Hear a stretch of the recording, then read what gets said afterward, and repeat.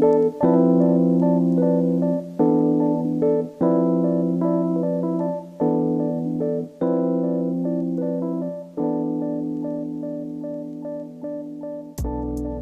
after that technical difficulty, drop your phone. Yeah, it happens. All right, now we're back. False start.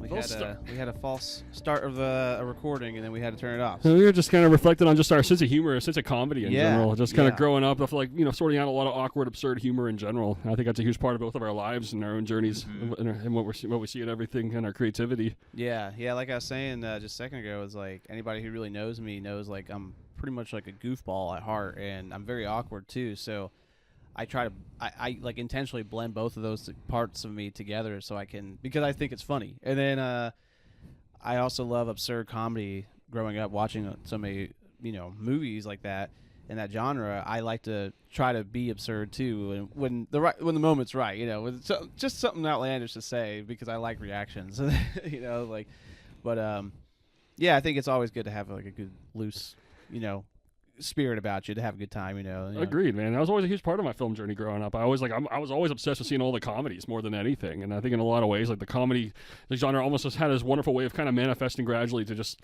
those are the elements I'm most interested in people. It's like, I think people's sense of humor. It's like everyone has a distinct sense of humor, and it's really fun to have scenarios where people can kind of comfortably bring out their comedy shades.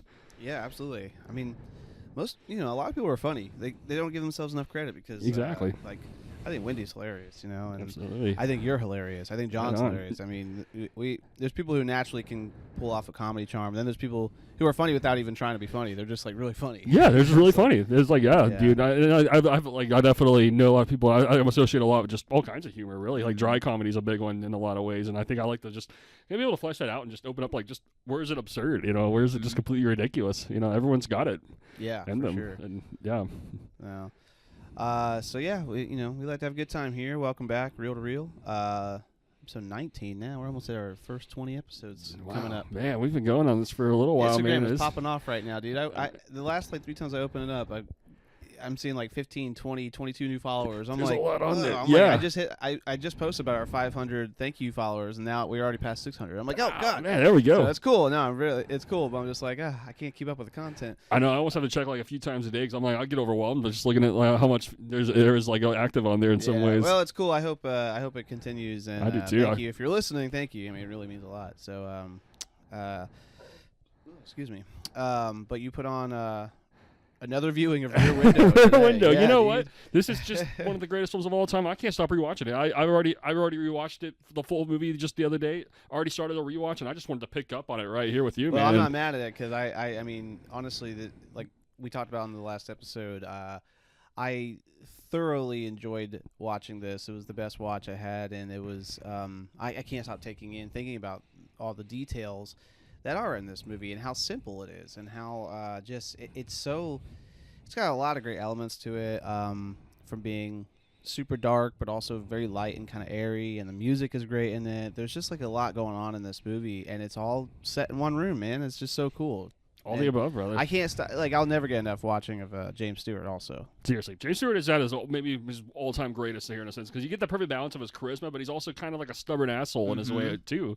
And it's a perfect study of just someone who just gets obsessed kind of to the dark side of voyeurism. But then there's all this lighthearted airiness kind of going on around him, and it's like throughout this journey, he just kind of, I guess, goes full circle to appreciate those elements. You could say, it's like he had to satisfy a really dark journey here, and I think this is like a dark journey that gets too far. Like this is too much. Kind of what ultimately happens. What he finds. It's more than he asked for. It's more than. And it's kind of just crazy to bring all these people into it in a sense. Yeah, I think by the end of it, when everything's going down, when she's across the street and everything like that, I think he really is kind of like, oh shit, I fucked up. Like I think he really is kind of.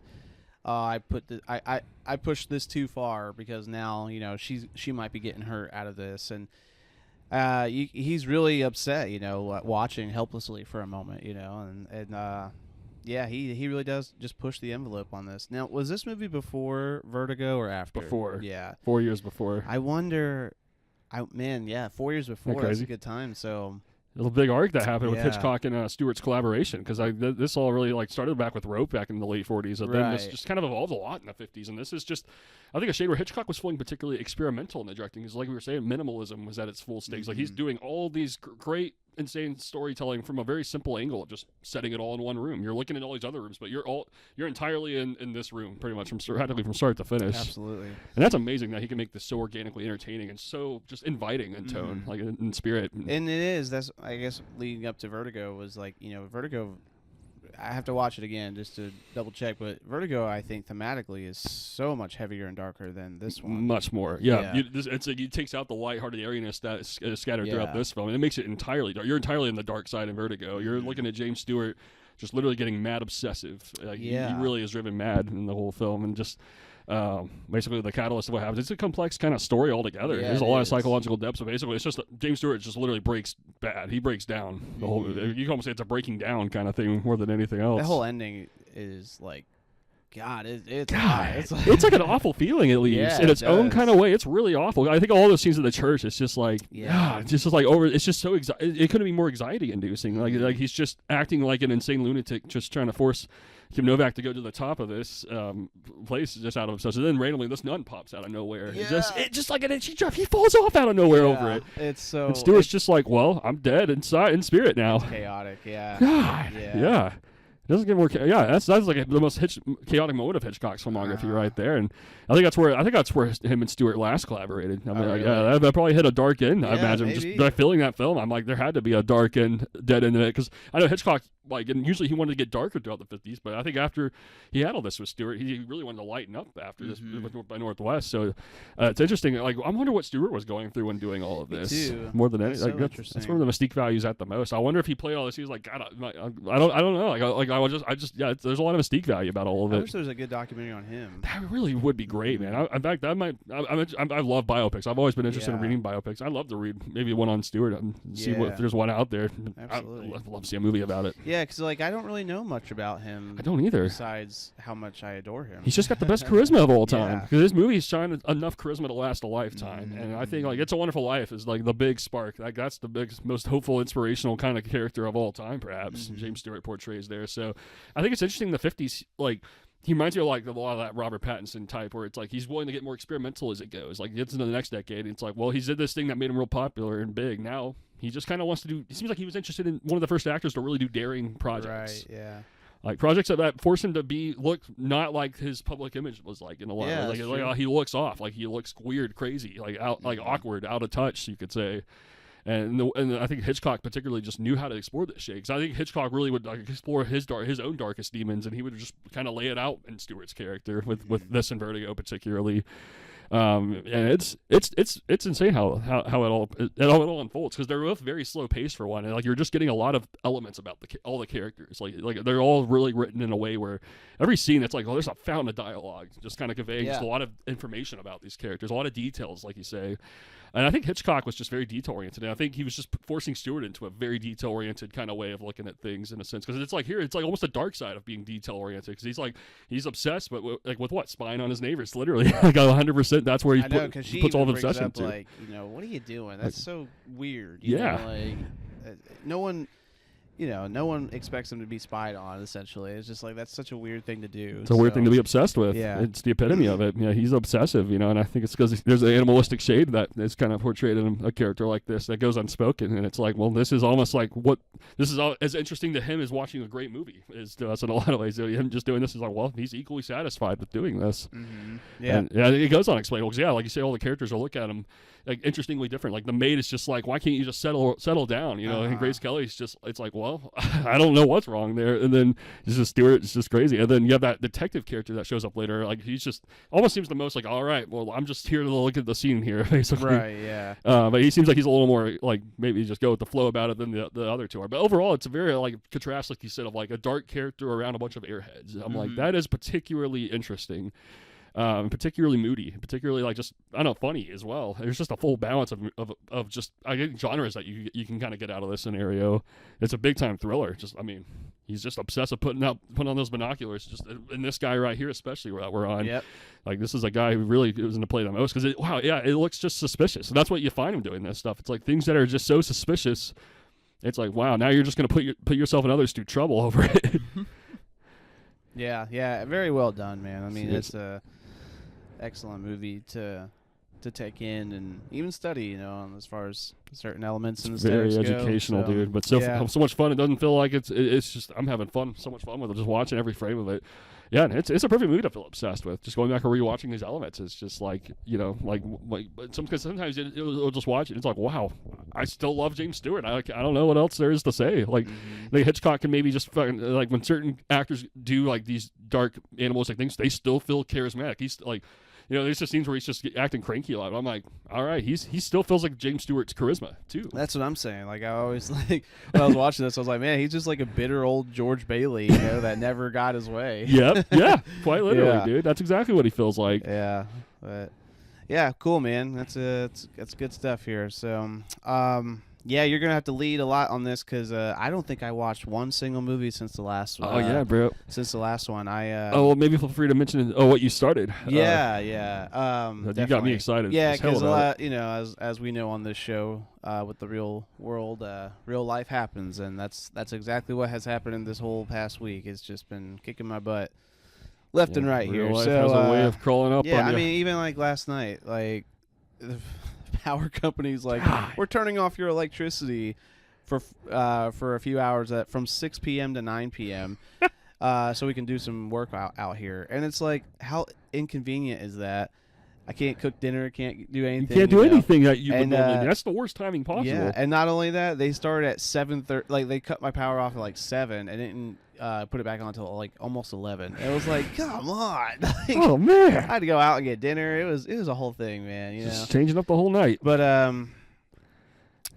anyways, yeah, I did start one movie. Oh no, I did watch one movie because I guess I didn't talk about it on the last episode. It was that Smiley Face movie. That's right. Yeah. Yeah, Greg Akari. Greg Akari. I don't know why I can never remember his last name. I love that director, dude. I really want to see that movie. Yeah, I watched it. Anna Faris is Anna in Faris. it, and man, it was pretty funny. It was like, and John Krasinski's in it. Oh, From nice. The Office. Yeah. Nice, dude. It was pretty comedians. funny. 2000s. It's like 2007. It's like a stoner comedy. It's like really absurd and really kind of silly, but man, it's hilarious. Honestly, it was pretty fun.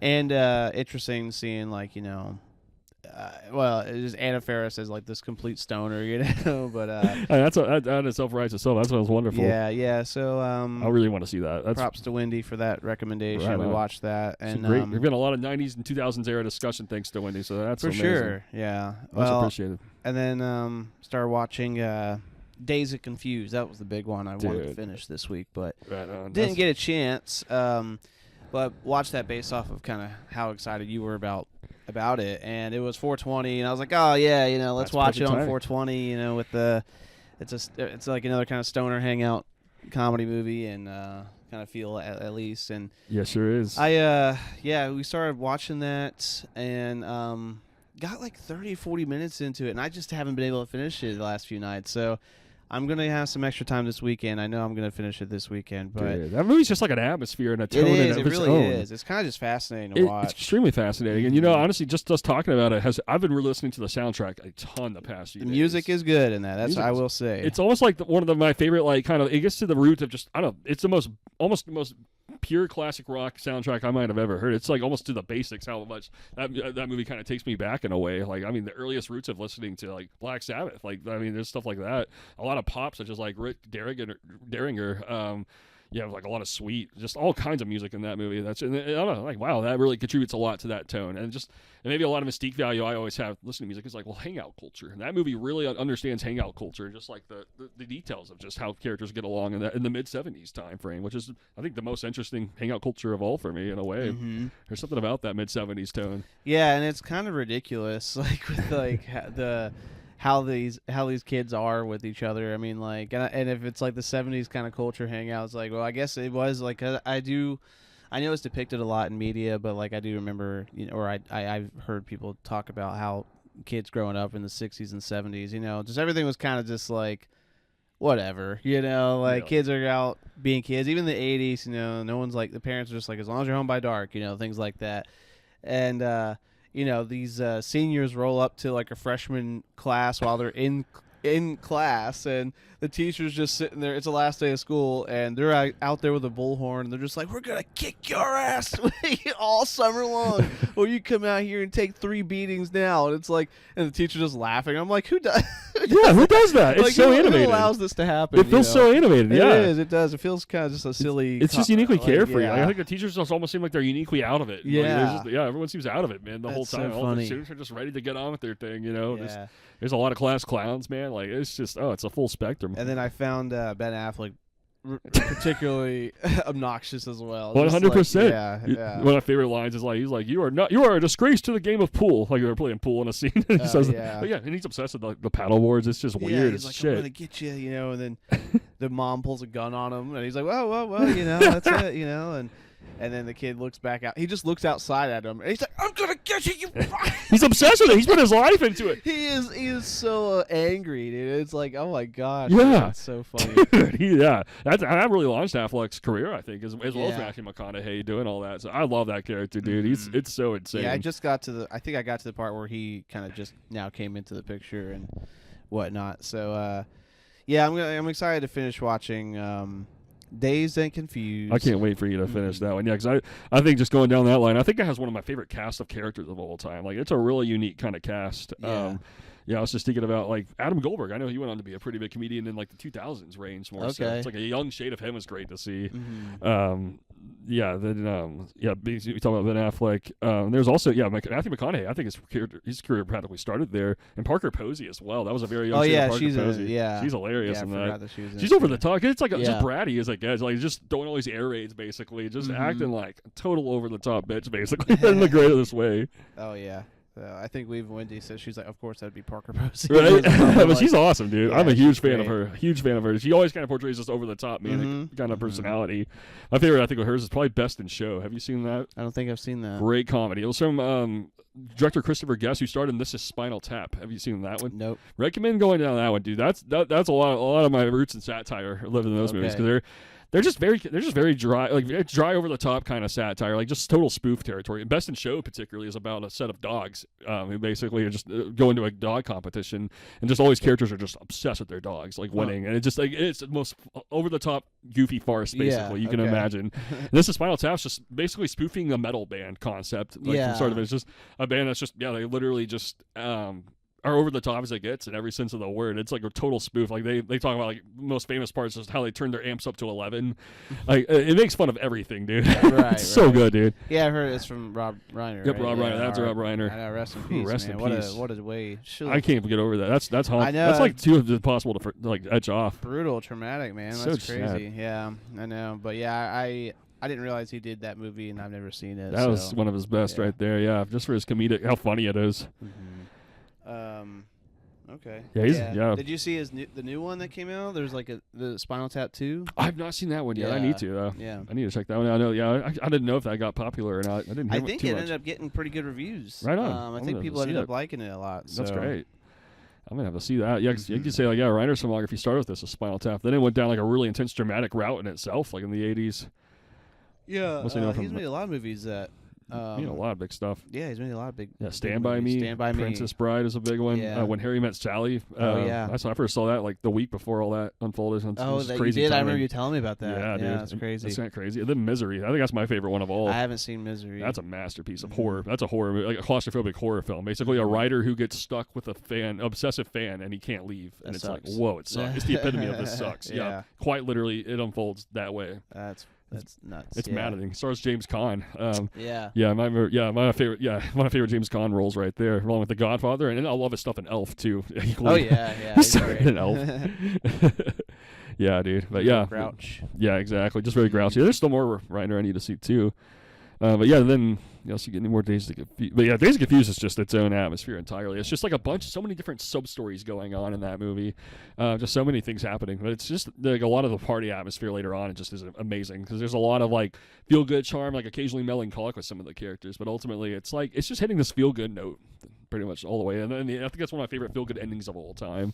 Just got characters riding down the road, just kind of in an all right kind of mood. Everything's well sort of feeling. They're blasting Foghat Slow Ride. That's a great song to just, I don't know, that creates the atmosphere of just, you just think of like just youthful hanging out kind of feeling. Yeah, there's definitely a charm about that. You got that right, brother. Absolutely. That's Richard Linklater's magic in general. And, yeah, because I always reflect on his filmography as being just one of the most influential towards, like, memories. I think he conveys what memories feel like, and I think he reshaped how I view nostalgia. Like, he made it a lot more down to earth to me than maybe any other director. He just kind of made it feel like, it's just maybe there's just a mood there you just want to pick back up on. And his movies just show me how you can just kind of get to those feel good moods in your own kind of way. I don't know, he's unique, dude. And the way like he talks about his movies, he's like a uniquely down to earth kind of person about his art, man. I really admire how much that kind of shows to his movies. Like the writing's down to earth. I just learned a lot about how characters and people are kind of through how his movies are just explore like social. He's interested in social settings in particular, social environments, and just how characters get along in those kind of roles. Yeah, and all different ages too, man. Like he's made a lot of like high school movies. He's made a lot of children movies, and he's made a lot of adult movies. Like he's just done. He kind of makes it feel like very inviting. He's inviting towards all ages. Yeah. Yeah, my best watch recently of his was I rewatched The School of Rock.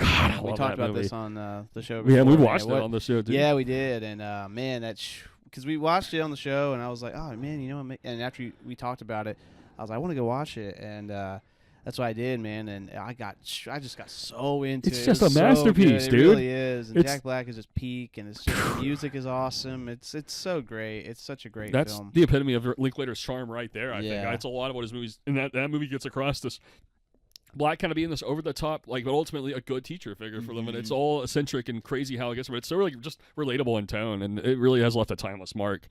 You know, that's when I was like 10 years old when I first saw School of Rock in theaters, and instantly, I knew that was like one of the greatest movies I had ever seen. And then it's just amazing kind of just going through all this film journey, and then going back to that one. It's like that just feels like about the most nostalgic, like, but feel good kind of tone I've ever seen in a way. Like it just gets this timeless feeling across of, I don't know, almost a classic rock feeling. It really is the feeling of listening to a lot of favorite classic rock bands. I can see that for sure. Yeah, and it's like it can relate to any like just feel good elements of music, but just getting just this whole community together just to put on a great show, and everyone's in on it. It's like he even sways all the parents in the end. I think that's about the coolest thing ever, because that scenario just seems like that would be tough to execute, and that would be tough to nail it right. But I'm like, wow, they actually nail it all right, man. Jack Black actually gets to all the children, and they all end up joining him on this band, and the parents are like with them, and it's like, all right, that's just so feel good in its own way. It is very feel good movie, and just fun all around. It really doesn't lose its steam. It's really what a great watch. And then I remember when that they did their number at the end of the movie.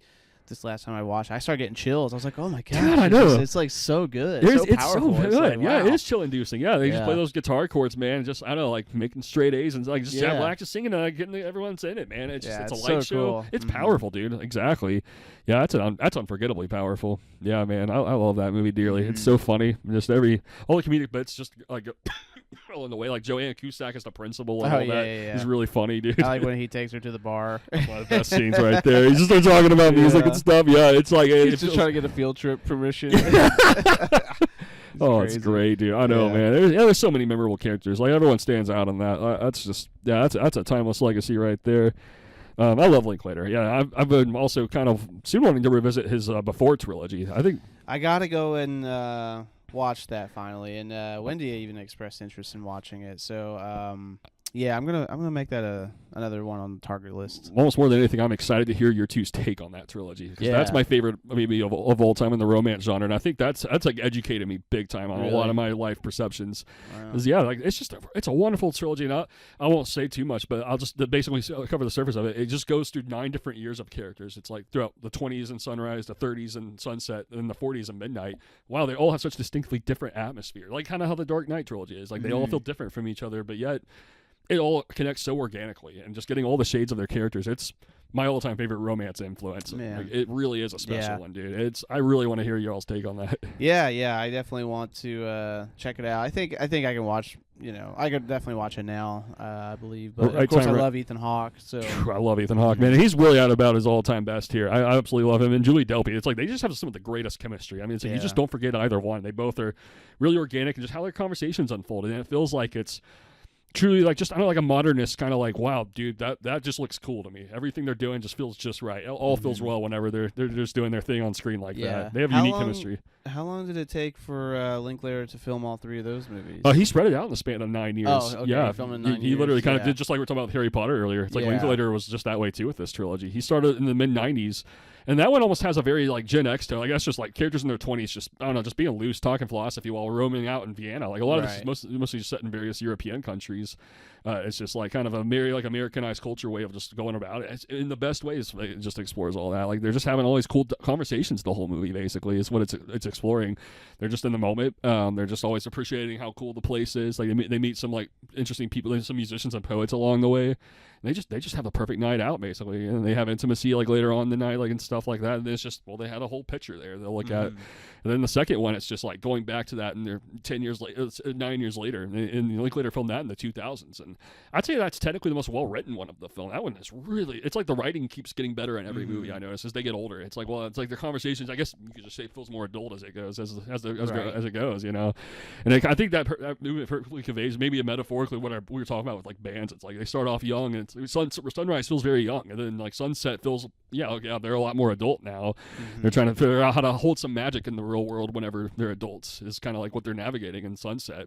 Then midnight is like, okay, they're really adults here. Like they kind of start off, the tone is different than the first two, I would say, big time. It's like the first act is just kind of like them meeting up with a dinner with people, and then the second and third act is just like, I don't know, them going through a lot of by far the most complex emotions. I mean, it's a lot darker than the first two in its own way. It's a lot darker, but I'd probably say actually the writing's better than ever in that one. Really, like Sunset's my favorite, but so they're all set 9 years apart. Yep, 9 years apart. And he took 9 years to make it all. He literally would just he was very slow paced on the screen. He would literally just slowly he would take 9 years to make all this stuff. Yeah, I mean, well, he did with Boyhood. It's exactly like that. He spent 14 years? 12 years. 12 years, yeah. Yeah, pretty much like kindergarten to like just starting college. Yeah, that's wild. He literally went back that's every single year. Yeah, that's what I'm saying right there. I think that's so cool, man. And the way Linklater does it is uniquely organic. Like he feels like by far the best guy to possibly do such an experiment because he's uniquely down to earth, and his movie's accessibility is how down to earth he feels. Like it feels like he's just conveying just chapters of just like his family kind of growing up in a lot of ways, and it's not just about the boy; it's about the whole family. It's what the movie portrays. That's so cool. It's a lot like that spark that the Before trilogy has, where you just kind of get like these just episodic moments. What are those standout moments of every year? And when you rewatch it, it resonates perfectly, dude. Like it really particularly feels like growing up in the 2000s. I'm like, it actually just feels that way. And it's like Linklater found a way to make those moods timeless. And it's like, well, I prefer these movies easily over going over my own home videos because like this is cinema. Like this is just well written. I mean, just the way it gets me to all the same moods in its own kind of way. Yeah, Linklater's groundbreaking. It just hell yeah, man. He's a poet of our time, bro. Definitely, yeah. I'm excited to watch the trilogy. I can't wait to get your take on that. Point, yeah, for sure. I think that's like he's made a lot of great stuff. I think that's probably the most inviting stuff he's made. Like I think overall, like it was his most groundbreaking timeless. Like what he would be known for most for those movies. Yeah. I think ultimately. What'd you think of his Bad News Bears? I've not seen that one. I need to, dude. Okay. Wow, you got me more sparked than ever. Jeez, I need to see that. I've seen that one a few times. Have you? What's your take on it? It's been a long time since I've seen it because it came out when I was fairly young. 2005. So I've seen it probably maybe 2 or 3 times on TV or something or whatever. But I remember it being funny. I thought it was funny. I really want to see that. 'Cause I like Billy Bob Thornton. I do too, man. I love him. But I don't know if it holds up now, and I'd have to revisit it now with fresh perspective. I'm going to check that out very soon because I've seen the original one. There was a 70s version, and I have seen that one. I think I'm literally more confused than ever on how to feel about it because basically, while Matthew being a dick to a baseball team, like a children baseball, it's kind of I actually left a weird impression on me the first time, and now I actually don't know if I'm a fan. I'm really is that one more serious though? It kind of does feel serious. Yeah. I think that's what it is. I think I was expecting a comedy. I was like 10, so I mean, I had no like I was totally a different kind of shade, but I thought it was going to be a funny movie. I guess it just seemed like okay, he's just almost seems abusive. Like he just at the time it just didn't really click with me. Well, I mean, I could be wrong, but I'm pretty sure the new one is more of a comedy. But I could be wrong. It could be a comedy drama. I think you're right, but Linklater, I think usually goes all the way with comedy. Like I'm sure it would be a lot like that School of Rock. That's how I kind of felt like it was, like something kind of a feel-good comedy or of some sort. Like he's a dick to the kids, but I'm pretty sure there's like a heart there, Yeah. So Linklater generally wears his heart, but he's misfired. I mean, the biggest misfire you and I saw was that Fast Food Nation. Dude, that movie's left a horrible aftertaste. I kind of can't stand that movie. I can't either. It's just one of those things where it's like when I see like. Because I was looking at Linklater's filmography when I was starting to watch Dazed and Confused, and I saw that on there again. I was like, it's something I just would like wish I could forget, or just like, or wish he didn't make. I'm like, it's Me just too. like, dang, dude, like Left that. a sour taste. Yeah, yeah, so. dude, that was a gross one. Yeah, no, he misfired, but most of the time he lands. I mean, he's made a lot of stuff, dude. And he's a guy. I still need to watch Slacker. I really recommend that one. That's one that I recommend. Was one of the most, just because that was particularly what influenced Kevin Smith to be a filmmaker. That's cool. He went out and made Clerks out of the momentum of the Slacker. That's original. I'm not sure how much I've talked about Slacker on You here. talked about it once, not too long ago, and you got me intrigued by it. Right so, on. Well, doesn't it follow like a bunch of people? Literally, Mm-hmm. exactly. Yeah, I think that's a perfect portrayal of like early '90s art scene, like in general, just the creative scene. It's really relevant and perfect. I think right now, it really is a wonderful film in every sense. And you can kind of see the transition from that to Dazed and Confused. Dazed and Confused is a much different tone. That one's almost a lot more whimsical. I think Slacker seems a little darker by contrast. I would say that's probably one of the darkest movies he made in a weird kind of way. Mm-hmm. I think he kind of got more lighter and whimsical from there with most of his films. Making the 4 movies, School of Rock, it's like there's a feel-good spirit about those movies. Ultimately, most of his movies are very feel-good, almost in the like Frank Capra sense, but he brings it to 21st century kind of elements. And Boyhood too, like just think about all that. And then Everybody Wants Some. Have you seen that one? Yeah, we watched that as a group. Back when we were all watching movies at your place, we watched that one time, and yeah, it was a really really fun hang, fun watch. But I really honestly I can't remember anything about it. It's worth a rewatch because it's a lot. I would say it's very similar to how Dazed and Confused is, where there's just like a lot of there's a lot of characters going on. There's a lot to the screenplay, and Everybody Wants Some, and everyone's really fleshed out. And I think what it portrays perfectly is exactly like a nostalgia of just like, I don't know, almost like being in your, like, it feels like it's capturing the late to like teens, but like kind of like early like 20s feeling. It really particularly conveys just a hangout spirit of that perfectly. And I always knew back then, I was like, dude, this movie's going to end up being like really nostalgic. And I think it's kind of revealed itself as that lately, because you really hang out with the characters, and it's almost like people, it's like you almost see it, it's like, oh damn, like, I don't know if I want to vibe with this, but then you're there and it's like, well, yeah, you're going to vibe with it. It's like, sure. dude, you're so in the moment of youthful enthusiasm with that movie, which Linklater does best. And I think that might be one of the best examples of all time. I might slightly prefer that over Dazed and Confused now. Oh, really? Just for that. I want to watch that one. I'm going to try to get us to watch that one after we watch Dazed and Confused. Awesome, dude. Because I know they're like kind of like, it's almost like a spiritual sequel. In a It sense, is. you know, It's like so damn well directed. It's like the directing is like at its all-time best. And I think what Linklater wanted to ultimately explore with that was just, I don't know, just like the charm of insecure men, basically. I think he was just he wanted to find the charm and where it feels good, like to a universal extent. Okay. And I think he just uniquely got that across great. Yeah. Yeah, we watched a lot of good movies at your place that little time frame, and we because I remember didn't we watch Ooh, I could be wrong. No, hold on. I know we watched. Oh gosh, what was the one? It was another funny one. I'm in sure. 2024 range. No. When me, you, John, Alex, yeah, would all hang out. We watched a lot of place. comedies. Everybody Wants Some. We watched The Room. The Room. We did watch The Room. That was hilarious, dude. Yeah. Oh man, that movie's absurd, dude. That's the most impossible movie to classify of all time. Yeah. And I can't even rate it because it's like it is a masterpiece of entertainment, but it is like technically about one of the worst thing you can imagine. Yeah. Acting is so bad. Directing is really bad. It is. But it's really like, I don't know, observational, detail oriented. How bad it is. We watched Night of the Living. No, not Night. Return of the Living Dead. Return of the Living Dead. That was a great watch. I associated that big time with that phase because you really got me into that movie. And we also watched. That's a great one. What's the one? Al Pacino and the guy Dog Day robbing the Afternoon. bank. Yeah, I remember the Dog Day Afternoon. Yeah. Which I actually just watched that one again for the first time since that viewing last year with Wendy, and I liked it. I liked it more. I don't know. I think back then I liked it more, and then this time I was like, it was okay, or I don't know. I have to look back at my ratings on it, but either way, like that movie was like, I guess like I never thought it was like I really was a groundbreaking movie for me, like it that much, but I was always curious about watching it again because like there's a raw energy to it that I really was fascinated by and liked. Yeah, it's like it's an entertaining movie. I can really relate to that. That arc of feelings about it. 'Cause I thought it was just okay, pretty good. I didn't think it was a masterpiece. Exactly. I needed to like years and years to pass actually to really fully, I think, love that movie in a way. But I think what it's doing is just a lot like what Rear Window's doing. It's really making the most out of a minimal sort of situation. Like, it's almost entirely set in one bank. But it's just like, dude, Al Pacino's story just escalates that thing so far. And he's a crazy madman. Like, it's really subtle in his own kind of way. I would say he's different than any other movie. Like, he's different from Godfather or Scarface. He's a totally different kind of guy altogether. But it's a really sad, tragic story ultimately that unfolds. I would say that tone was very dry. I think that whole movie feels very. That's a good way to put it. It's honestly. super dry. It really is. Yeah. Yeah, that's Sidney Lumet, man. He was unique. I've heard he was one of the nicest, easiest guys ever to get along with. But like, his movies would be dark though, as shit. Like that and Network particularly. I think I've talked about Network on here. I don't think so. I don't know. Oh, I'll open that one. Yeah, he made that right after Dog Day, and that's basically just a satire about just the news basically, and it's about a guy who just ends up getting on the air just rambling a bunch, but he gets a bunch of airs and he gets a bunch of like views for it. But it's basically just about the chaos around all of it and how it ultimately torments this guy to madness, and all these other characters.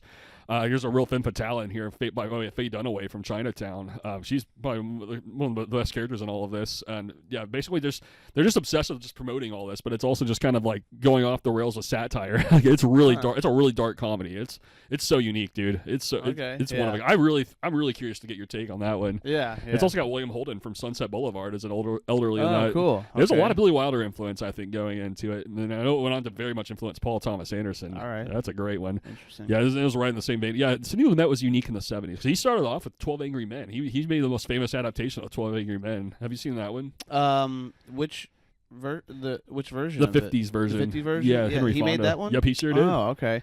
Yeah, I've seen it once, and I remember it being really, really good, but I was younger, and I want to rewatch it again. I actually started rewatching it last year at like real late at night once because I was kind of like, I was like trying to sleep, but I couldn't sleep, so it was on Pluto TV, and I was like, let me just start this. And I got like 15 minutes into it, and I really wanted to finish watching it, but I fell asleep. So. Yeah, dude, that's awesome. I really recommend it because I'm right with you. I think I first saw it, I think late middle school, and I didn't really like know who the director Sidney Lumet was, but I instantly thought that was a great story. Yeah, and I've gone back to it knowing who the director is, and he's a great one, man. I'm instantly I think it's a masterpiece because it's like a lot like Rear Window does. It's all set in one room basically, but it's like I'm pretty obsessed in the 50s, especially whenever the 50s does it. It's like just making the most out of just being in one room and just getting to the psychology of literally 12 characters. Yeah, man, and that's the thing. It's like so interesting. Any of those kinds of movies when it's just like in one room with these characters, and there's so much conflict and things going on. It's like that dialogue has to just be on point. That screenplay has to be on point. Man. I mean, like that's so much dialogue. That is very detail-oriented writing. I mean, that's like there had to be a lot of mad perfectionism going into that. Absolutely. I feel like that movie was able to convey like so many like worldly themes just by a simple premise because literally every single character has a different view on this whole thing, and just the way that provokes conflict is just very intriguing. And then the way that they have, it's like there's a point where like they're so into the fire they need to find a level where they just need to agree almost, they just have to, or agree to disagree, to just meet each other basically. Right. Yeah. And that movie's a really, really impactful sort of. Yeah, I gotta watch that one again for sure. I recommend it. It gets better with age, I think, because that one's really subtle. That's another one. Like there's a handful of movies and everybody wants them. I kind of had too. It's like I don't think about it all the time, but then when it hits, it's like wow, this influence is mighty powerful. And I think that's another example right there. 12 Angry Men, because it's just I don't know, it's just so relatable in how it looks at it. Like you just literally have every single personality type you can imagine in these 12 guys, and man, just the way they all look at it differently, and the way they all have an arc throughout the whole film is really interesting. It's masterful how it's written. Yeah, it feels like a worldly story, like in its own kind of way. And to do all that in one room is so inspiring. Yeah, it really is. It takes a particular brand of creative writing. It is inspiring, man. That would be like. That would be a dream kind of production to have, just like really, really make a full movie basically in one room. I see a lot of that foreshadowing, man. I feel a lot of that low budget, like in Spark, and a lot of that really is just the basis of a few locations, but maximizing by way of just creative writing, creative characters, and just being able to really flesh out all these details. For sure. Let it all connect together. Yeah, again, like we're watching Rear Window right now, and this also has that spark of just like, wow, there's a lot going on here. Like he's looking at all these characters outside. There's this detective character. Like the details are just amazing in all of this. And I would love to flesh that out sometime. Absolutely. I forgot. Did we watch Wet Hot American Summer? I can't remember if we watched it together, but man, I hope we did because I love that movie. If we haven't, we'll make that happen. Yeah, man, God, that's another great one, dude. That is a great so movie, funny. dude. I think about that movie almost every day as of late. Actually, I keep thinking about random lines of dialogue, just how fucking good that is. I particularly love well, God, Christopher Maloney in it. Yeah, Dude, it's so funny. So funny, dude. he's hilarious. He dude. is. I mean, there's so many great characters in it, but it's just so absurd, man. It's so funny. I love when they go out to the park they leave the camp to go get some supplies. They just have like this big drug montage. It's like, what the heck? What the heck is going on here, man? No, it's just silly. Made another movie that Wendy showed me like kind of when we first started hanging out. We watched it at your place. I can't remember what it was. I don't think you watched it with us. Was it that Serial Mom? No. We did watch that there though. I gotta look it up now. It's like I think it's something good something. Oh my God, it is so funny. Let's see. Is it the same director? Yeah, it's the same director. David Wayne. I'm going through his list. Yeah. David Role Wayne. models. No, they came together. They came together. I did not watch that. Yes, how was that? That is absolutely hilarious, man. It might be funnier than Wet Hot American Summer. Oh, seriously? I have to be. I mean, it's a great. I don't know. It's up to par for sure. Oh, Paul Rudd, dude. I love Paul Rudd. Paul Rudd, I have dude. to see Amy this. Poehler. And Christopher Maloney's in that one too. There's a huge cast in it. Dude. It's so absurd because basically they're like telling a story of how they met or something at a dinner table. I think Bill Hader's at the dinner table with them. And they're like telling the story of how they met, and it's just like it's so absurd, so ridiculous, and all these like really cringe and hilarious and awful things are happening. It's like their jaws are just dropping more and more and more, but they just keep going. It's so crazy, dude. It's so wild. Oh, it's a great film. I have to see that. I remember you guys talking about that. It's so extremely interested, dude. That sounds spot on. Yeah. And we're talking about Christopher Maloney, man. I was just thinking a lot about his. I think he's probably my favorite character in Wet Hot American Summer. I love him. So I remember initially thinking he almost feels like a spoof take on like a Robert De Niro kind of character. I can see that, yeah. Yeah, dude. He has so many quotes in that that are just like, wow, that is powerful. He had me howling and they came together, dude. He had me like, I cried laughing. Like I was, it was that funny, dude. Yeah, highly recommend. Well, I'm going to make that one of my next viewings. I'm extremely interested in that. I want to watch it again now. Yeah, dude. Wow. I know I really want to rewatch this Wet Hot American Summer right now. Then he did Role Models. Did you see that? I remember you know what? That's a weird movie for me because it's like I every time I tried watching it, for some reason I can't finish it, like something or whatever. I don't think I've actually finished the whole thing, but I've tried. Well, I've seen a lot of it, you know, and at multiple times in my life. Yeah. So I've never finished it. That's how I'm with the movie Forgetting Sarah Marshall from that period. Oh yeah, I've seen a lot of it. Like that. But I was like that movie for a while too. But yeah, I don't know. But from what I could tell with Role Models, it didn't really hit that well for me. Yeah, I thought it was okay. It is just okay. Yeah, it looks like Paul Rudd again. And then Sean William Scott. That's an actor that I haven't seen him. I feel like I haven't seen him in anything in a long time. He was very 2000s. Yeah, he was very 2000s. Yeah, he just kind of popped up randomly, you know, in a lot of movies. But I always liked him. I thought he was a really fun actor. I agree. Yeah, he is extremely fun. I like him an awful lot. Yeah, he was in some Jackass stuff and Dude, Where's My Car? Yeah, that was a fun. It's another one I need to finish because I remember loving what I've seen. It's really I saw funny. That a lot when I was a kid too. Dude, that one's really funny. Yeah, just Ashton Kutcher, man, he's Ashton Kutcher, dude. He's and that was like when I think he was total goofball, you know, in his acting and stuff. He's actually a favorite. Mm-hmm. You know, the movie I think about a lot with him is Butterfly Effect. Yeah, we talked about that. We haven't here. Yeah, I've been wanting to watch it since we talked about it. Yeah, it's a pretty solid movie. That was a great one. And me too. I think I've been sparked a lot to rewatch that also. And I think Ashton Kutcher actually drives a lot of that. Like he's got he kind of work. I kind of can't believe it. Like he always seems like he's so for comedy. So it's like it's kind of surprising to see him dramatic and it actually works. He's been in like a few like more drama comedy films and stuff like that. Like he was in that Valentine's Day movie I watched recently. Oh, that's right. And, how was that? It's pretty good. It's a fun ensemble, and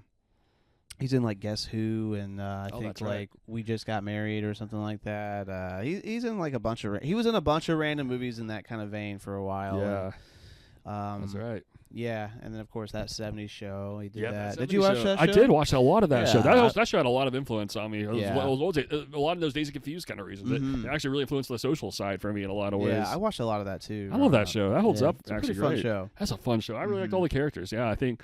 Yeah, no, it's like I built up a lot of that music ambition, and I think that show was like perfect, kind of grounded it. It's like, okay, I guess I just need to find some people that like, I can relate all this to. And right. The movie, that show like kind of showed me the kind of people I'm looking for in a way, like the hangout culture. Yeah. You know, like keeping it cool, like keeping it laid back. It's funny, like it's usually kind of a comedic kind of tone to it all. Oh, yeah, that's a great one. Yeah, I'm glad you mentioned that.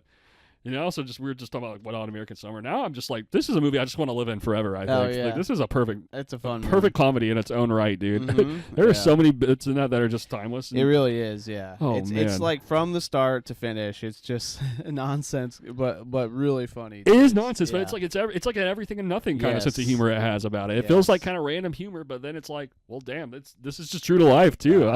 It's really great. Yeah, they did like a follow-up TV show about it with I've heard about that on Netflix. You seen any of it? Yeah, I started watching it, and it didn't have the right charm to it. But like, it's crazy because all the actors came back for it too. But like, it's just kind of like they're like visibly older, and like they're trying to keep it like.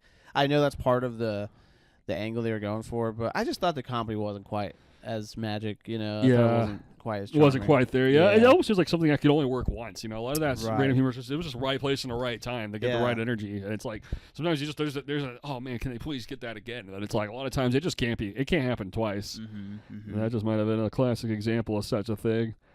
That's great. Let me see. Pick it up on what I've seen here.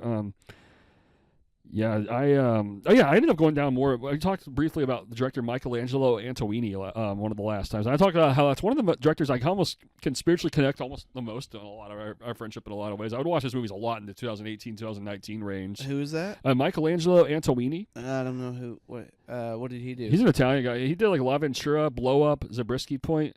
I haven't seen any of those. Yeah, great movie. He's from the 60s mostly, but dude, yeah, he's got an aesthetic tone that's like he's really like observational on details and just like just perfect. I watched one called La Notte, which translates as the night.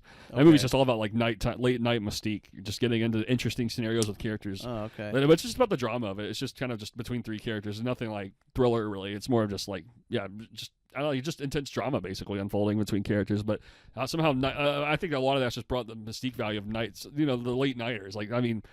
You know, sometimes you just kind of can't shut off that urge to just stay up late. You have too many thoughts racing in your mind. You know, I'm sure it happens a lot. Oh yeah, that's a lot of our connection. I strangely realize is the insomnia part. It's like I think we both have like a past of like those phases in life where you can't sleep, but then somehow, some way, those end up being the most timeless elements.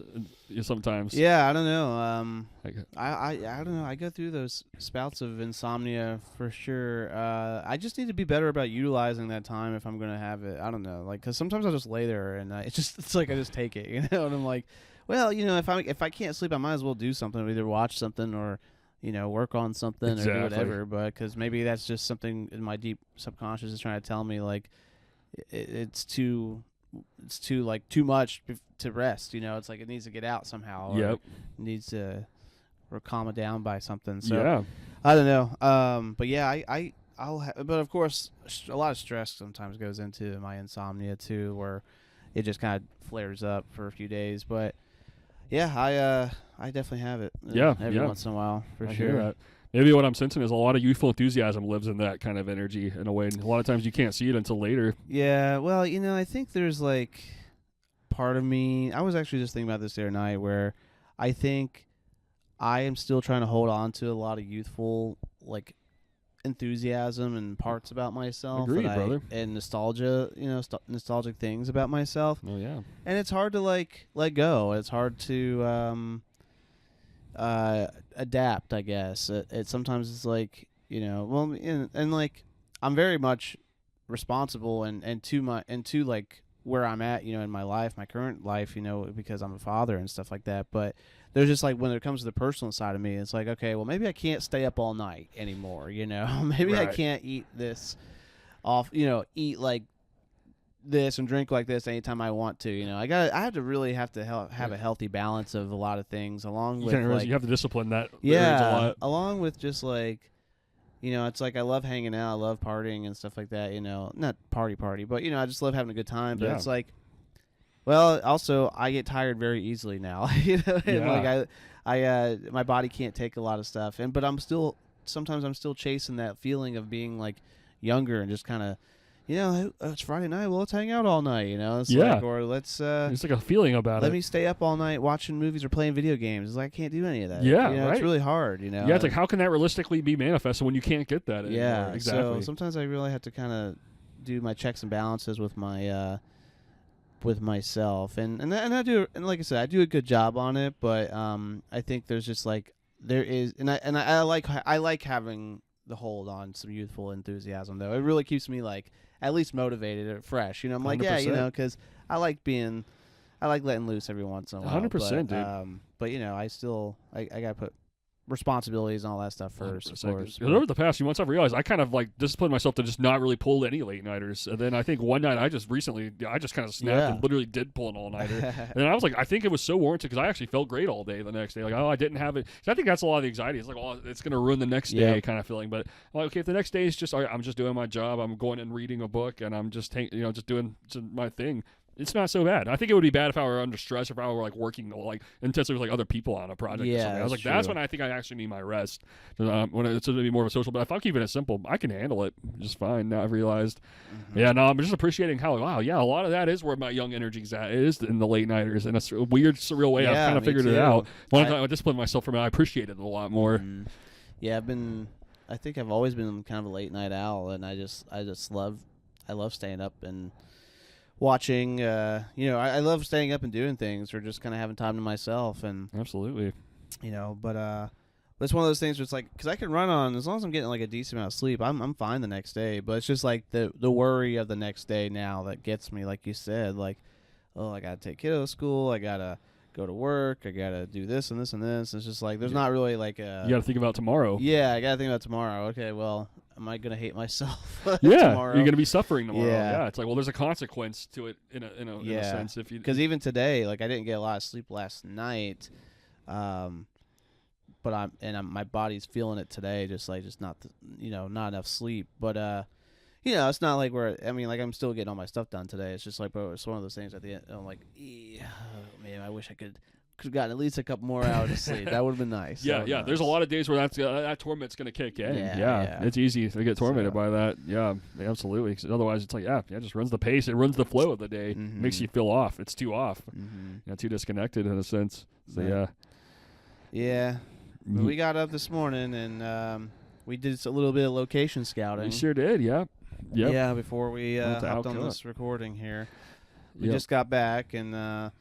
Just something for TV land, and I think after we discussed it afterwards, I don't think it's going to quite work out, but it was an experience, that's for sure. It's a very cool potential location for another project. Cool to scout out and know it's there. Yeah, it's a castle, like a legit hand-built castle, Millennium Castle Manor, I believe, but it's out here in Tennessee, and very cool, very nice guy. I thought, man, his car was awesome. Dude. I know, dude. That was old school classic right there. Yeah, that was cool. Hot rod, dude. That was super cool.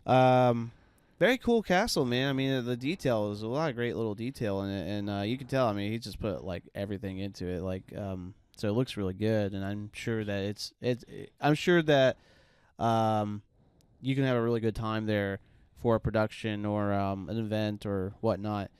But oh man, it's hard because like the TV land is such a unique little thing, and I think it's almost a little too clean cut for the job. A little bit, yeah. I think we're a little bit more gritty of an atmosphere. I think we only got locked in. I think we're kind of looking for some weirdness, Yeah, I want it to be weird enough. Yeah. That's the filmmaker spark. It's the gritty element, the grungy element. So, I think we're gonna go back with our original location for the movie, but it was good. It was nice to go out there and check it out. Yeah, so glad we did. I'm glad we checked it off, and now we know. Now we know what it is. That gives me ideas, for another, potential scene or something like that out there for another project. But yeah, that right. But yeah, man, that's just part of our, it's just part of our daily, like I know we're kind of still in that slow burn, like that. We're really being patient to get to our next thing. Film is so patient. I'm more sensitive to that than ever. It's like, dude, so many times I want it now, and I realize, I'm chaotic when I want it now, dude. I am too. And I have to find a way just to really, really be patient. Like, for good about this thing. It's so for life. We're so in it for life. Yeah, I'm it's tough, it's man. So day by day right now. Sometimes it's just like, wow, like it really does kind of get under your skin a little bit. It kind of pisses me off. Yeah, same. I get better at pissed, man, a lot. I'm like, what the fuck am I even doing? Or what are we doing? Like, what is the end game? What's the end goal here? Yeah, and it's like we talked about earlier with money, it's just like, we picked the one thing that we need all the money to make. Seriously, I know. That's like, we got the smarts for it, but damn it, we don't have we the got money. all the ideas in the world. God, I know. That's what's been depressing me is I'm really deep into this like film journey, the diary thing. I'm like, now it's like, okay, now I kind of can't turn off. Okay, you got to think about like money going into every shot. Now it's like, damn, now I'm really reaching for my purity of what I'm looking for out of film more than ever. Whenever now that that's so locked in, it's like that's always gonna haunt. That's always my dominating force. That's gonna haunt me now. When I'm doing it. I'm not gonna turn it off over it. Well, it's just one of those things too. It's like, well, and we can continue doing our low budget, like our no budget kind of filmmaking style and things like that, and whatnot. Like I know we'll continue making movies and stuff, and I'm sure opportunities come along where some money's in the pot, to do things like we do that with Strange Films, but it is just like one of those feelings where, well, it'd be so cool if we did something where people like our work so much they want to see more, so that naturally drives like a little bit of funding to do it more. Exactly what I'm believing in. Yeah, like that's just kind of, I really, really feel like I could get to a point where it's almost, it starts out like a Kevin Smith like following, where it's just like an indie cult film, cult indie filmmaker, where it's just kind of like get that little cult following, and I would love to be able to like, hey, I'm announcing this project and I could use your help getting it made, but yeah, if you love this one and this one, you're really gonna love this. Just one, want some word to spread about it, basically. Yeah, you're looking for some word to spread. Yeah, ultimately. Strange Films has got a good reputation out there. It's it's floating out there and whatnot. But I guess like I'm almost more curious to be like, just to kind of put my own like personal stamp along out there with it, and just kind of just start throwing out project ideas and be like, who wants, I'd love to be able to get some help making this, That's how a lot of movies have taken off that have gotten big. It's like, well, it literally was word of mouth for like a whole year. It's like, oh, people are like, oh, well, this guy's doing this big thing. What's that all about? Yeah. Like, that's like a random example I was reading about recently was like Boogie Nights. I was like, oh, Paul Thomas Anderson's got this big thing. What the hell's that all about? And they had people talking for like years until it happened. And that's like literally like I think the influence I'm always looking for the most out of all this. I just want people to just look at it and be like, it may take a while, but like, what the hell are they on about? Like you said, I think that's the basis of indie filmmaking. And I'm like, when you see it in tune with it, you're going to be naturally interested in it. You just want to get a lot of people to kind of see it and follow that and understand it and love it.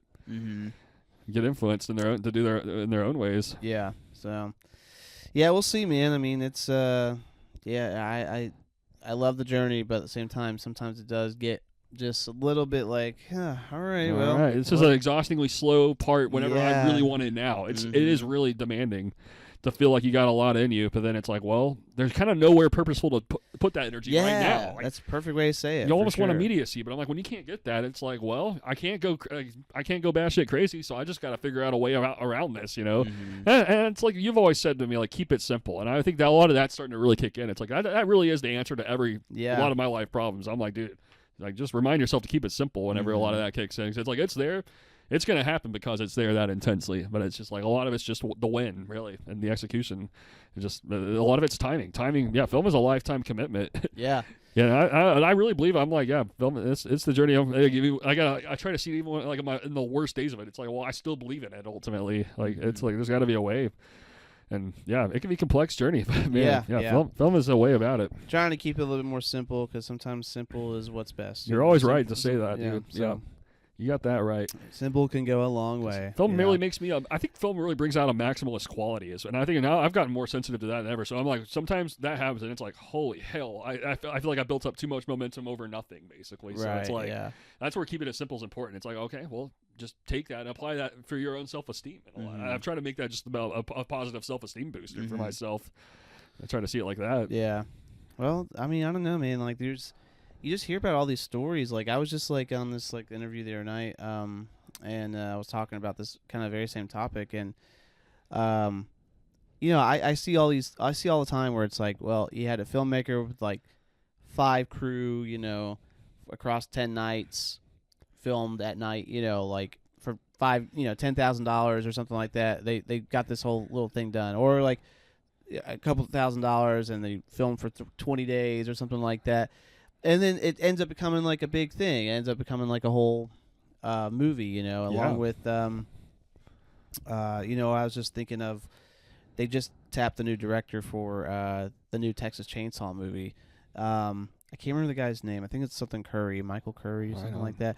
But anyways, he just kind of came on the scene like a couple years ago because he made like a found footage horror film on YouTube. Yeah. And like I saw someone's comment. I haven't looked into the director too much, but I know he made that movie. And someone commented like he's made like 2 short films and like 2 feature films, and one basically like again like the thing was on YouTube, as a free found footage horror film. And now he's tapped to direct the damn Texas Chainsaw Massacre That's what movie. I'm And saying. I'm just like, it's possible. I know there's scenarios that are Dude, possible. a lot out of these there, guys you really know? can just It's like, have been doing it on YouTube. That's been more common lately. Like a lot of people get popular over putting these films on YouTube. There's a big discussion. It can be done. Yeah, there's a big discussion on Reddit with like where to put your movies at, and a lot of people are just like, YouTube is going to be the future. Like always, people are still advocating for YouTube to put your films out. Yeah, there, it works. which I like putting my films on YouTube. I do personally. too. I really love it. So that's If it's the aesthetic. Yeah, I think if people want to support you, they will. Like I know I've got a couple films on Amazon, and people will rent that or buy it on there, but they can also watch it on YouTube. And I know people who've done both, so that's so cool. It's also with physical media. It's like, well, if someone really wants to support the film, they'll also buy it. They'll buy a copy off of me, so that'd be really cool too. So. But YouTube, I think, is just the most successful way because I'd rather have anyone watch the film, not, like if they want to watch it, There you go. It's right there. Yeah. So. Yeah. Yeah. I like the accessibility, just the freedom of it. I'm that's how I feel about like it stands for everything I'm doing creatively. Just watch it. Yeah. It's there for any time. Yeah. Yeah. I think that's the best way to go, personally. Mm-hmm. So. But yeah, man.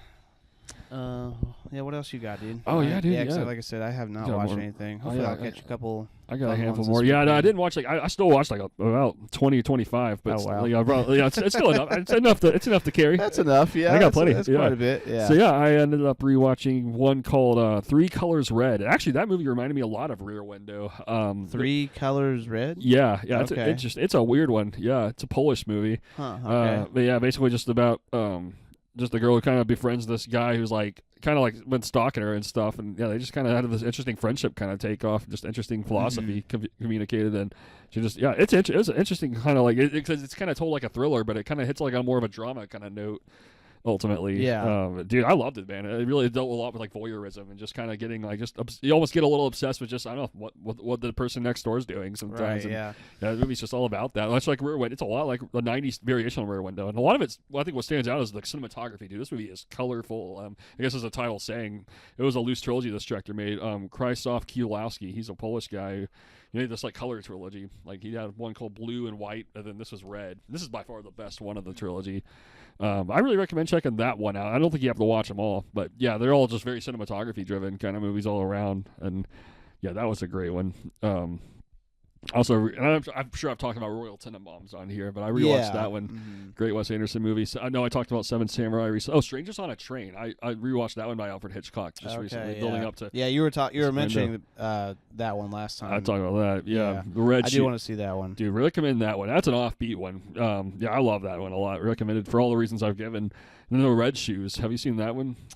No. It's by a guy named Michael Powell, and he had someone named Emeric Pressburger. They were like a duo of directors. And they were some of the first directors to really bring colorized vision to screen. I think they were just richly influenced by The Wizard of Oz and its influence. So much that they just started the filmography of just the most visually maybe the first directors to make visually striking color movies. Like movies that are colorful and seriously look good doing it.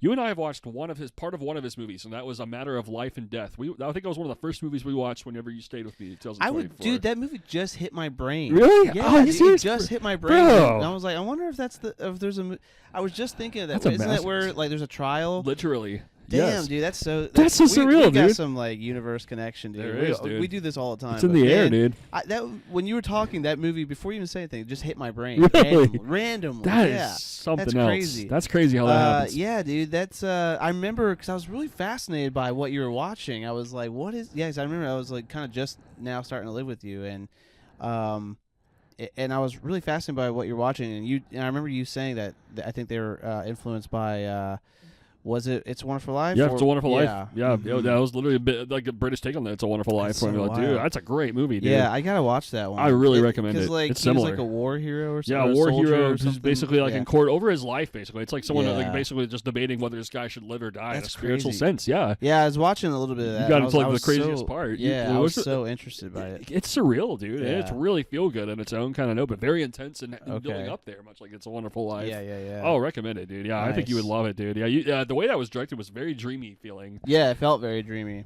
Yeah, Mhm. that's a great one right there. Yeah, that was one of their few black and white depictions. Most of their movies are colorized, but they're very visually striking. They were known for being some of the most visual pioneers of their time. They did another one in the late 40s as well. They did a lot of stuff in the 40s. It was called The Red Shoes, and it's basically very similar to the movie Black Swan, but of a 40s take on it. Basically, just a woman getting obsessed with just this ballet performance and just really going mad insane along the journey. But this is really visually gorgeous. There's literally like a 15-minute extended take of just literally like her doing the ballet, but I mean, it is like colorful as it Wow. gets. Like very, very heavy color schemes from start to finish, Okay. which is what they're known for. And then we may have talked about then they ended up making a real controversial movie in the early 60s called Peeping Tom. Oh, yeah, I do want to see this I one too, really based off what recommend you talked about. Recommended. That was very similar to the movie Psycho. Yeah. Just all about psychopath. I would say it's a real rich exploration on psychopathy in a lot of ways, and almost ends up being like more of like it's like it feels like a little intense thriller, but it's almost more of a drama about it more than anything. You're just kind of watching his sort of awkward, sort of like just conversations he has with people, and just watching every little detail unfold. I'd really recommend that one a lot. Okay. Yeah, it was controversial at the time, just for kind of have his just I don't know, just kind of a lot of shock value. Like just a lot of the reasons Psycho was, but this one's a little more visceral in its own way. Okay. So I really recommend that one an awful lot. Then another one I really had a great time with is rewatching the first Dune movie, the Denis Villeneuve version. Yeah. Still got to watch that one. Golly, dude, I think these movies just have a way of really seeming better and better every time because it's a science fiction. I think that they've been trying to make since like the '60s. These stories were incepted back then, and I think they've spent like decades and decades trying to get it right. And a lot of directors, even David Lynch, trying to and like not really getting it.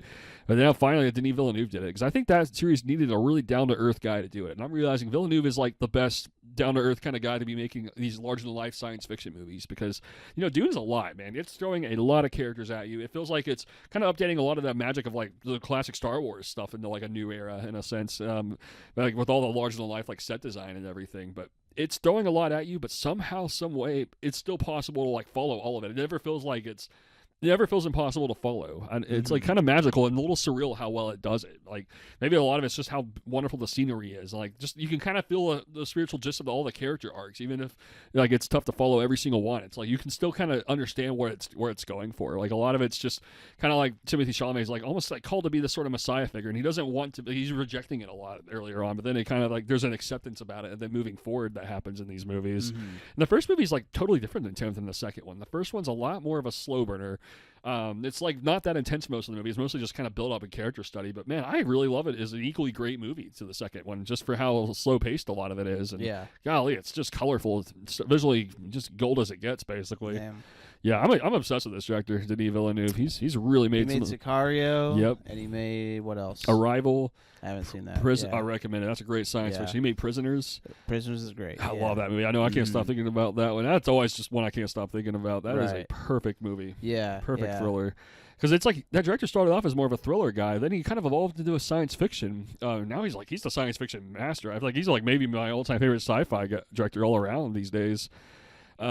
Because I think he always wanted to be a science fiction person. And I think a lot of it was based on his love for the film 2001: A Space Odyssey. Yeah. But I think he made thrillers just maybe to build up the budget to handle a lot of that stuff. And now it's like, golly, he's made those Dune movies. He's made like Arrival, he made Blade Runner 2049. Have you seen that one? No, I haven't seen that one. That's my favorite one of all. That one grew on me because that was one I didn't really appreciate fully the first time. But man, I've never seen a film wash over more mystique value on the age. It's like it just feels like a very honest post-apocalyptic, like just kind of atmosphere. It feels very bleak and like very like kind of like rotten, but also just like there's like lonely characters just seeking a connection of any sort of way in the whole film. It's really beautiful how the movie gets there actually, but also very intense and very despairing and very dark and like gloomy. But there's also like a beauty about it to be had as well. It has a real wonder about itself.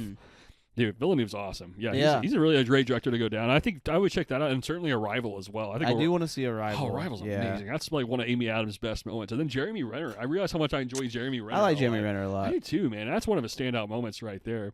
I love Arrival, dude. I really recommend seeing that. It's just an alien invasion kind of movie. Aliens to Earth, and now scientists are just trying to figure out how the hell to communicate with this thing. And it's one of a kind how it gets its story across. I think you'd really get into it.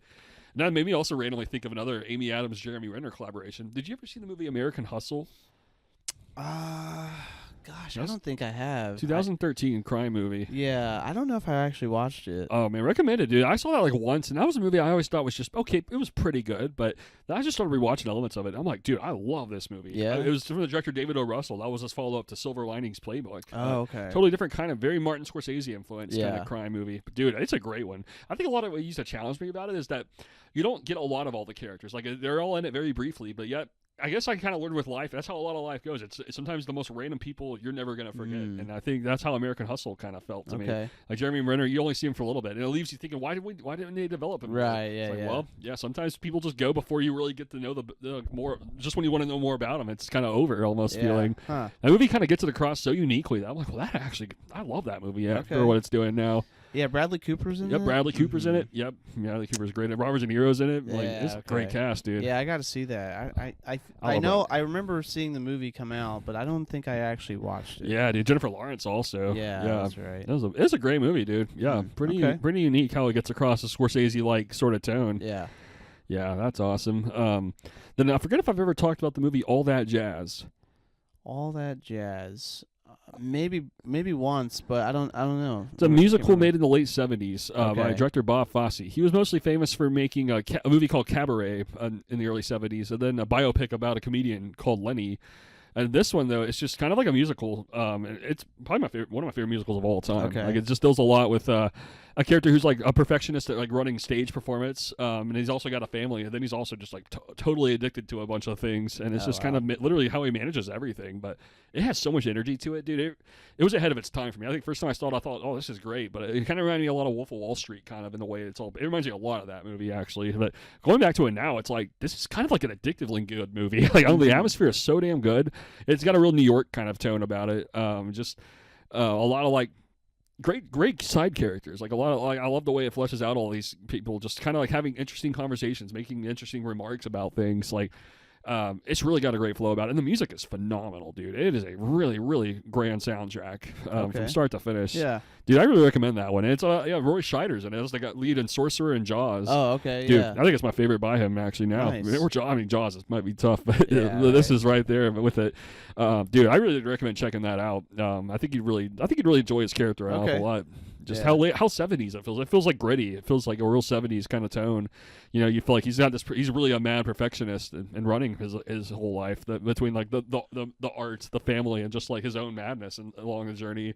It's just a full spectrum of a great movie. Yeah, I like a good musical when it hits too. Same here, honestly. dude. I'm obsessed with the great musicals. Yeah, some of my other. I know. I still gotta watch La La Land. Dude, recommend La La Land strongly. Yeah. I saw the new. I'm trying to think. I was just trying to think of the last musical I watched, and I'm pretty sure the last musical I watched was the new Wonka. Oh film. yeah, how was that again?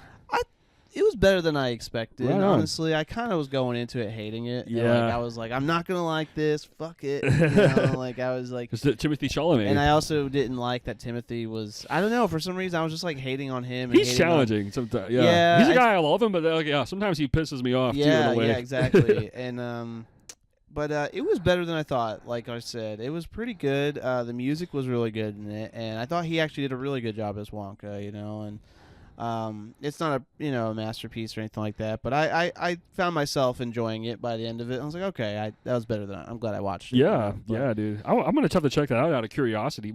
How did it stack next to the Johnny Depp version? You know what, dude? I gotta its own place. Yeah, probably its own place, but I gotta watch that one again because maybe it was just like too much for me when I was a kid because I don't remember liking it or something. You know, like I really don't remember liking it when I was younger. Well, what I'm at with is I actually loved it as a kid, but now I kind of doesn't seem as appealing. I don't know how I feel about it now. I'm not sure if it holds up in adulthood now. I don't think it holds up. I don't know if I like Depp's take on it. That's not one of my favorite Johnny Depp moments. Yeah. Yeah, I think it's just a little too much. I don't know. It is too much. It actually is too much. Yeah, I think that actually is too much. But I could rewatch Charlie and the Chocolate Factory or Willy Wonka. Or Willy Wonka. G. Wilder. Okay, I know. Yeah, no, I mean, a similar title. That's the book was called Charlie. That's so right. It's confusing. So the original one with Gene Wilder is Willy Yeah, Wonka. that's the masterpiece. I think That's the like, masterpiece. That's I could like a watch gajillion that. times better than I any could watch other. that over and over again. That's actually one of the greatest movies ever made. Love that movie. I am with you, dude. I studied that movie religiously when I was in middle school, dude. I mean, to this day, that influence is never gonna die, dude. Because that movie just means the world in its own it kind of way. really is, man. I mean, and the ending is so awesome and beautiful. I know. It's just like that might be my favorite uplifting ending along yeah, It's a Wonderful man. Lives. Gene Wilder is fantastic in that movie, dude. It's I like in the whole the 70s feel to it. It was very 70s. I mean, it's so good. It's dude, just so it's so damn good. And then it's like subtly kind of like horrifying in its own right because Wilder's a madman. He really is kind of a psychopath. Very dark. He's actually like, psycho in a weird way. He actually is. He's crazy, and you're almost getting the lighter sides of it in this movie. That's kind of a unique portrayal of a psychopath because it's like you don't really see him do anything, but he feels very slimy in a lot of times. Like, he's just saying shit. It's like he's what? just like I love when he's so cheeky sometimes. Like he'll like roll his eyes or like smile because he knows something bad. He's just happen, indifferent about bad things happening. Like when the bad things happen to characters, he seems extremely loudly indifferent. Yeah, it's so great. It's great. But yeah, that's and I love the whole fake out with the gobstopper deal. You know, the with the dude like constantly asking these kids to give him the recipe, the secret ingredient or whatever, and you know, basically everyone's willing to sell the secret except for Charlie, and then you find out, that was the test all along. You're like, oh man, it's so good. It's like everything's all good. And, oh man, it's so great. It's wonderful, man. It's absolutely wonderful how it gets to that point. That is a great note all around, man. And that ending is phenomenal. Like, you're just up in the Wonkavator, just looking around at everything, and man, and then like Wonka just has this good news for Charlie. Very it's hopeful, just hopeful, man. It's hopeful as it gets, and man, the way it's all paced, I'm obsessed with that movie's pacing because it takes like 40 minutes just to evolve the characters. It's like almost halfway in whenever they actually get to Wonka. Yeah, absolutely. I really love how slow burner that is. Yeah. You get to know everybody. One of my favorite stories about Gene Wilder playing Willy Wonka was when he read the script and, you know, he wanted to do it, but like the introduction of Willy Wonka when he comes out, like when everyone's like waiting for him to come out of the factory, he's like, "What if I walked out on a cane?" Oh yeah, and he's like, and they're like, "No." He's like, "Well, I'm not doing it." He's like, "I want to walk out on a cane and pretend I'm like this old, you know, like this mysterious hurt guy or something like that." And he wanted that was all his idea of him like falling over on the cane, flipping up and then revealing such himself. good improvisation right there. That's one of the best scenes right there. Dude, the mystique value is amazing. He's got an autobiography, but I listened to the audiobook version of it his life, and man, it is awesome. It is one of the best things I've ever listened to. I sincerely want to hear that or you should read check that. it out. It's on I listened to it all on Spotify, but very good. He talks about all of his movies he's made and like just his whole life growing up and in between and his love stories. I mean, it's a beautiful read. Oh, man. I can't wait to read that. Yeah, very good. Very good. I'd love to see a biopic. If you can listen to his audiobook, especially when you drive around, it's great, man, because he narrates the whole thing, man. I'm thinking about opening that door because I've been reading a lot of books. I think I want to open up my biopic side. Cause that's like a lot of why I'm obsessed with like guys like Martin Scorsese. Because like there's a biopic side. I just want to learn about all these famous people and like, who they were deeply. I listened to the audiobook of Anthony Bourdain, the famous chef, you know, before he passed away. Man, that was really good too. I can imagine. That was he was a cool guy, man. Sounds like it. Real I don't know cool much. guy. I'd like to read that sometime. He was very, very like strong in ways, but man, he was a very I thought he was a very cool guy. That's interesting. Very cool. Yeah, I watched his documentary too. That was one of the really, really good documentary. Right yeah, but yeah, I mean, I do get really curious about, you know, checking out some of these, you know, celebrities or people that like their lives, how they Me came too. To be, it's seriously interesting. You get invested in all these actors. Yeah, like there's so many, and honestly, there's so many more I want to go down. Like James Stewart is one, and you think of like modern guys like Brad Pitt, DiCaprio. I'm like, I kind of want to learn more about all those guys' personal lives too. I don't think I know anything about their personal lives. I just love their movies, their charisma, and their movies basically. There's so many people I want to learn more about. There's so many biopics. I might start opening that door for the rest of this reading phase I'm on. Nice. Yeah, dude. I just get in the biopic territory. That's it's addictive learning about people in a lot of ways. I agree. Great famous people that are just Mark Hoppus had a great autobiography that just came out last year. It's like a memoir book of his life, and he's from Blink-182, so you just get all those, you know, details about how that came to be. So that was really fun. Yeah, dude. Yeah, Rear Window just ended, and I love that ending, man. It's I love so that great. ending. It's wonderful. Yeah, it actually hits like a surprisingly like, wow, okay, it all kind of works out. Yeah, in yeah, the it does, end. and I like how I just love how, yeah, he's actually injured again. He's back in the same position he was, but now he's not really obsessed. He's Yeah, kinda now he's not He's obsessed. kind of napping, just chilling. you Yeah, know? yeah, exactly. Yeah, he And kinda they're got, good He got now, the crazy yeah. animal side out of a system. Yeah, all good. So. Yep, exactly. He went through a journey, man. That's amazing. I'm just restarted just to taking these shots. Instantly. Yeah. Just how good the directing is here. It's good stuff. Yeah, it's So, wonderful. See, Hitchcock's another one I'd love to learn more about. I feel like I don't know like a lot about. There's still like more. There's like almost everyone we talk about. I feel like I ought to read more about. Honestly, True. I think it just goes for about everybody Mm-hmm. we've mentioned. Yeah, man. Well, anything else you got? Yeah. throw out there before we Let's see. kick it. I think that covers about everything. I think I'm settled right Yeah. there. I think that's good. Yeah, I think so. Yeah, as long as Yeah, we'll try to. yeah. Yeah, we're at a good time here. Right on. So, I'll yeah, I'm sure I'll have some more stuff to talk about next week. Yeah, I'll bring it more next week. But yeah, got some stuff I'm trying to take in and currently taking in. So, but that's the like you said, we keep it real here. So with this, Always that's do. just how it is. That's how we go. Sometimes it's we get super productive. Sometimes we have real slow weeks, but we always know we can talk about movies. yeah, so. we always can bring out something. We can bring out Yeah. a lifetime supply of conversation on movies. That's right. Leave us a review. Thank you for listening and following on Instagram and all that good stuff. And with that said, we'll see you next time. Stay tuned.